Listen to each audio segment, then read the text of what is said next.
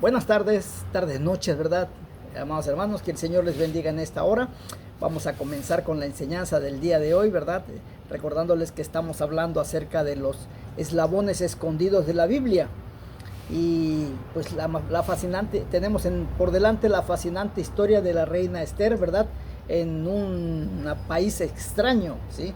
En cautiverio, con los medos y los persas, ¿verdad?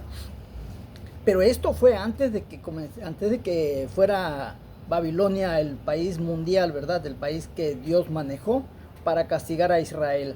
Porque ya con anterioridad, cuando sabía el pueblo que estaban empezando a tener problemas con otras naciones, empezaron a salir para irse a otros lugares, ¿verdad? Y en este caso, pues, Mardoqueo sale y me parece que es la primera incursión que hace Nabucodonosor. Ya empieza, ¿sí? Y ellos salen huyendo, Mardoqueo. Todo hace indicar que la mamá de Adasa, porque era el nombre judío que tenía Esther ya es un nombre que le dan en Media y Persia, ¿verdad?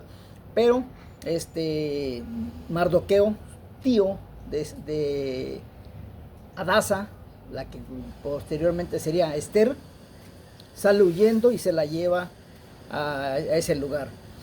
Pues bien, también les recuerdo que estamos en la cuenta de Facebook y YouTube para que nos busquen por medio de esas plataformas y hagan viral estos mensajes, ¿verdad? Tan bonitos, esta historia tan maravillosa, amados hermanos, que las tiene registradas las Sagradas Escrituras en español, no en hebreo, en español. Y mire qué bonitas historias que estamos leyendo y estudiando y aprendiendo, ¿sí?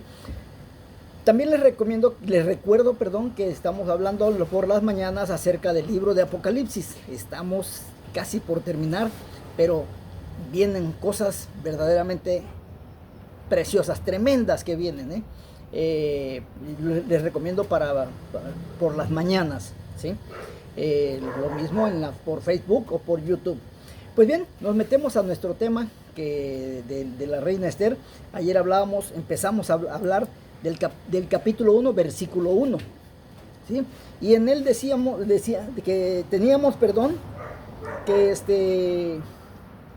el capítulo 2, el versículo 1, ¿verdad? Que dice, pasadas estas cosas, o sea, ya había habido un incidente. Sin embargo, el rey, pues ya ayer leímos, ¿verdad? Que siempre sí ya preparó una campaña militar contra Grecia y pero salió derrotado. ¿Por qué sale derrotado? Porque sí es cierto que esta Grecia, los medos y los persas quisieron atacar Grecia y la quisieron vencer, pero dentro de los estatutos de Dios con respecto a la imagen de Daniel, era al revés, que Grecia era el que iba a derrotar a los medos y los persas. Los medos y los persas iban a derrotar a Babilonia. Entonces, y esto debemos de tomar muy en cuenta, amados hermanos, porque muchas veces nosotros, por nuestro ímpetu, por nuestra acelerada manera de pensar, hacemos cosas que no están dentro del propósito de Dios. El propósito de Dios era, de acuerdo al libro de Daniel, que Babilonia iba a ser el país poderoso, pero el segundo país poderoso, de acuerdo a la imagen, ¿verdad?, iba a ser los medos y los persas. Los medos y los persas eran los que iban a vencer a Babilonia. Y posteriormente los griegos eran los que iban a vencer a los medos y los persas. Pero no, ellos quisieron hacerlo al revés. Ellos quisieron ir a atacar a Grecia para vencerla. Y pues ahí estuvo su error, ¿verdad? Porque todo, recordemos que se mueve bajo la voluntad de Dios. El destino del hombre y de los sistemas está bajo la voluntad de Dios, amados hermanos. Entonces, este hombre pues tiene un fracaso, ¿verdad? Y regresa a su casa, pero pues anda totalmente desconsolado. Ya había perdido a Basti, pierde una guerra. Imagínense en qué condición se encontraba este hombre. Entonces tenemos que tener mucho cuidado con lo que nosotros hacemos. No podemos agarrar cada quien nuestro propio rumbo, Dice, la vida de las personas que no conocen a Dios presentan estas reacciones y características del rey Jerjes. Su trayectoria fue la de una persona que vivió fijando su rumbo propio, cometiendo un error tras otro a nivel personal en su vida de relación y en el ejercicio de su cargo. Y está por demás claro que el poder humano y las riquezas no pueden satisfacer la vida interior de una persona, y tarde o temprano el aburrimiento, la tristeza y la depresión van controlando el carácter y los actos de esa persona. Así sucede con todos, con los que han llegado muy arriba en la vida, con los que luchan por alcanzar una posición respetable en la sociedad y con los que se esfuerzan por sobrevivir. Bien dijo el sabio autor del libro de Proverbios capítulo 14 versículo 12: hay caminos que al hombre le parecen derechos, pero al final es camino de muerte. Por lo tanto, estimado hermano, le invito a recibir al Señor Jesucristo como su Salvador, porque Él es el camino, la verdad y la vida que lleva a Dios, el Padre, nuestro Padre Celestial. Él se presentó como el camino, la verdad y la vida. Él es el camino que lleva a la vida eterna. Y como Hijo de Dios, al tener que transitar por los caminos de esta tierra, podrá usted dirigirse a su Padre Celestial con las mismas actitudes y las mismas palabras con que lo hizo el poeta David en Salmo 86, versículo 11, diciendo: enséñame, oh Jehová, tu camino, caminaré yo en tu verdad. Afirma mi corazón para que tema tu nombre.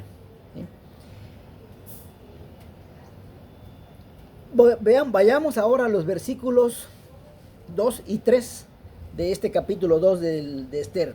Y dijeron los criados del rey, sus cortesanos: busquen para el rey jóvenes vírgenes de buen parecer, y ponga el rey personas en todas las provincias de su reino que lleven a todas las jóvenes vírgenes de buen parecer a Susa, residencia real, a la casa de las mujeres, al cuidado de Hegai, eunuco del rey, guarda de las mujeres, y que le den sus atavíos.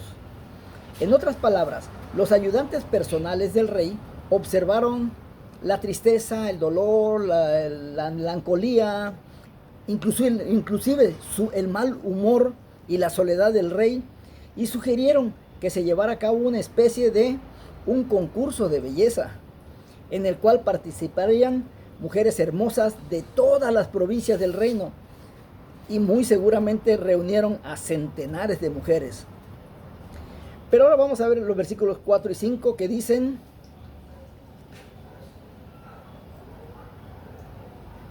y la doncella que agrada a los ojos del rey reine en lugar de Vasti. Esto agradó a los ojos del rey y lo hizo así. En este concurso el rey sería el juez, el único juez. Él es el que tendría que escoger a la mujer que él pusiera en lugar de Vasti. El versículo 5 dice: había en Susa, residencia real, un varón judío cuyo nombre era Mardoqueo, hijo de Jair, hijo de Simeí, hijo de Cis, del linaje de David. Aquí viene algo hermoso, hermanos, que la verdad nos va a dejar sorprendentes. No nos deja de sorprender, no nos va a dejar de sorprender. Ahora, aquí tenemos el comienzo de la verdadera historia del libro de Esther, pues prácticamente todo lo que hemos visto hasta ahora ha sido solo a modo de introducción. Fue como la preparación de un escenario o la decoración de un escaparate, donde se nos presentó esta corte pagana, impía, y se nos mostró lo que estaba ocurriendo para un propósito bien definido de parte de Dios. Nos explica el porqué el concurso de belleza y cómo Esther llegó al trono, pues al convertirse en reina pudo intervenir e interceder a favor de su pueblo, porque toda una nación podría haber sido exterminada en aquella época si ella no hubiera ocupado esa posición del reino. Y ahora, a través de Esther, comenzaremos a darnos cuenta que la mano de Dios se estaba moviendo en todo lo que ocurría en este palacio. Hasta este momento de la historia no había ocurrido ningún acontecimiento espiritual en el palacio, pues este era un lugar tan pagano como el que más, con sus orgías y con todo lo que ello implicaba. Pero Dios, amados hermanos, mucha atención con esto, estaba detrás de todo lo que aquí sucedía. Y vamos a ver su divina providencia actuando misteriosamente y en silencio. Él estaba permitiendo ciertos eventos para que en el momento oportuno Él tendría a alguien que intercediera a favor de su pueblo, los judíos, porque solo el poder de Dios puede dominar los acontecimientos, y esta es una de las lecciones más importantes de este breve pero maravilloso libro de Esther. Y además contiene una aplicación práctica para nuestro tiempo, porque muchos cristianos hoy en día están supuestamente viviendo al margen de la voluntad de Dios, pero realmente no están siendo dirigidos por la voluntad divina, no están actuando en la esfera de su voluntad. Sin embargo, Dios les dirige por su providencia, y Esther es un claro ejemplo de esta situación, en la cual participó en acontecimientos que Dios permitió que ella se implicase, ¿sí? Además, aquí se nos presenta a Mardoqueo, que pertenecía a la tribu de Benjamín, y entonces surge inmediatamente una pregunta: ¿qué estaba él haciendo allí? Si él pertenecía a la familia que una vez fue real en Israel, pertenecía a la familia del rey Saúl. Entonces, amados hermanos, Adasa, ¿sí?, en judío, Esther en los medos persa, era descendiente de Saúl. Esther era descendiente de reyes, era descendiente del rey Saúl. ¿Ustedes creen que Dios se equivoca? ¿O Dios solamente hace las cosas por azar? No, claro que no. Él tiene todo un sistema bien claro y bien definido. Otra de las evidencias que tenemos se menciona en el versículo 6 de este capítulo 2 de Esther, donde se dice de él lo siguiente: el cual había sido transportado a Jerusalén con los cautivos que fueron llevados con Jeconías, rey de Judá, a quien hizo transportar Nabucodonosor, rey de Babilonia. Para estas fechas, Dios ya de tiempo atrás le había permitido a su pueblo que regresara a su propia tierra, tal y como lo había profetizado por medio de Isaías, y el rey Ciro había promulgado un decreto permitiéndoles regresar a su tierra, y aquellos que estaban viviendo de acuerdo con la voluntad de Dios regresaron a Palestina. Sin embargo, muy pocos retornaron a su patria. La mayoría de los judíos se habían adaptado a la tierra de su cautiverio, habían aprendido de los no judíos a desempeñarse como comerciantes y optaron por quedarse en un lugar que había llegado a gustarles. Así fue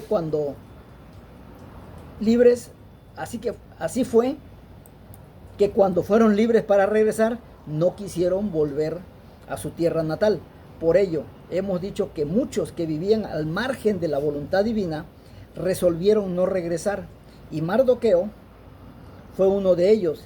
Él tendría que haber regresado a la tierra de Israel, pero de todos los lugares donde habría podido estar, observemos dónde se encontraba: en el palacio real, ocupando un cargo político, aunque de ínfima calidad, ¿sí? Recordemos que José también ocupó un cargo político en Egipto. Sin embargo, él estaba viviendo en una dependencia directa de Dios y de su voluntad. Tenemos también otro ejemplo: Daniel en la corte de Babilonia. También vivía de acuerdo con la voluntad de Dios, a pesar de estar en un lugar totalmente pagano, ¿sí? Pero Mardoqueo no estaba directamente viviendo en la esfera de la voluntad de Dios, en la voluntad divina. Ya hemos dicho que el libro de Esther es un libro de la providencia de Dios. Sin embargo, Mardoqueo, aún en su devaluada situación espiritual, iba a ser utilizado en los planes de Dios. Aunque no había buscado la ayuda de Dios, no la había buscado. Incluso en una época en que uno hubiera pensado que él y su pueblo se hubieran vuelto a Dios, pero no lo hicieron, no lo quisieron hacer. Recordemos lo que dije al principio, que en este libro no hay ninguna mención a Dios ni a la oración, porque aquella gente permanecía apartada de Dios, y así Mardoqueo y Esther surgen en las páginas de la Biblia sin mucho brillo, aunque indudablemente eran personas de un elevado nivel, como veremos más adelante delante de nuestra historia. Mardoqueo había sido llevado cautivo muy joven, probablemente en la segunda deportación de cautivos que salieron de Jerusalén. Ello ocurrió durante el reinado de Joaquín. No olvidemos que la primera deportación que salió de Jerusalén incluyó a los príncipes, a la nobleza, a la casa alta, a la clase alta y a la última, y en esta última se hallaba Daniel. Pero en la segunda deportación fueron llevados, ¿sí?